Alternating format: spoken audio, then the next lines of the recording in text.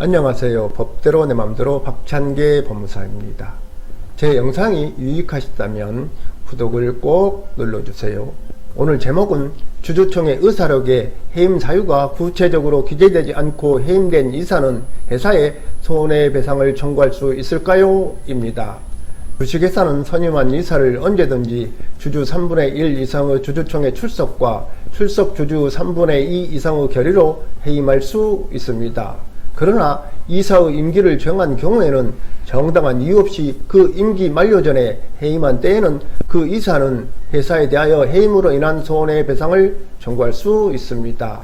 한편 이사는 이사의 승인이 없으면 자기 또는 제3자의 계산으로 회사의 영업불이에 속한 거래를 하거나 동종 영업을 목적으로 하는 다른 회사의 무관책임 사원이나 이사가 되지 못합니다. 이를 이사의 경업금지라고 합니다.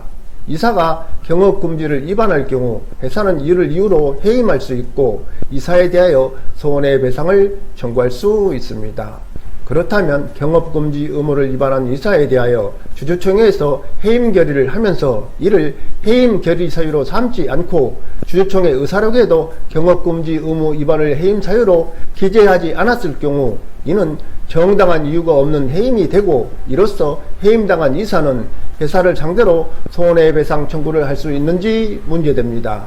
이 경업시는 2018년 3월 31일 기금속 가공회사인 주식회사 한국기업의 이사로 선임되어 같은 날 취임하였고 회사의 정관에서 정한 바에 따라 임기는 2021년 3월 31일이었습니다. 그 씨는 이 회사에서 이사로 재직 중이던 2020년 6월 9일 같은 업종인 주식회사 한국금속을 설립하고 대표이사 겸 사내이사로 취임하였습니다. 이에 한국기업은 2020년 8월 10일 임시주주총회를 개최하고 이 경업시에 대하여 해임을 결의하였습니다. 그런데 그날 작성된 주주총회 의사록에는 이사 이경업은 본 회사의 정관에 정한 직무를 해태하고 임원으로서 품위를 유지하지 못하였으므로 부득이 해임한다는 내용이 기재되어 있었습니다. 즉 이사 이경업씨가 경업금지 의무를 위반했으므로 해임 결의한다는 내용이 기재되지는 않았던 것입니다. 그러자 이경업씨는 한국기업을 상대로 정당한 이유 없이 임기 만료 전에 해임하였다는 이유로 손해배상 청구해소를 제기했습니다. 이에 대하여 하급심은 이씨가 재직 중에 경업금지 의무를 위반한 것은 해임 사유가 될 수 있다고 인정하면서도 이씨에 대한 해임 결의가 이루어진 2020년 8월 10일자 임시주주총회 의사록에 이씨의 경업금지 의무 위반 행위가 해임 사유로 기재되어 있지 않고 한국기업도 해임 결의 당시 이씨의 경업금지 의무 위반 사실을 인지하지 못하여 이를 해임 사유로 삼지 않았음을 인정하고 있으므로 이를 이씨에 대한 해임에 정당한 사유가 있는지 여부를 판단하는 데 참작할 수는 없다고 하면서 이씨 승소 판결을 하였습니다. 한국기업의 상고에 따라 대법원은 상법 제385조 제1항은 주주총회 특별 결의로 언제든지 이사를 해임할 수 있게 하는 한편 이사의 임기를 정한 경우에 정당한 이유 없이 그 임기 만료 전에 해임한 때에는 그 이사는 회사에 대하여 해임으로 인한 손해의 배상을 청구할 수 있다고 규정하고 있다.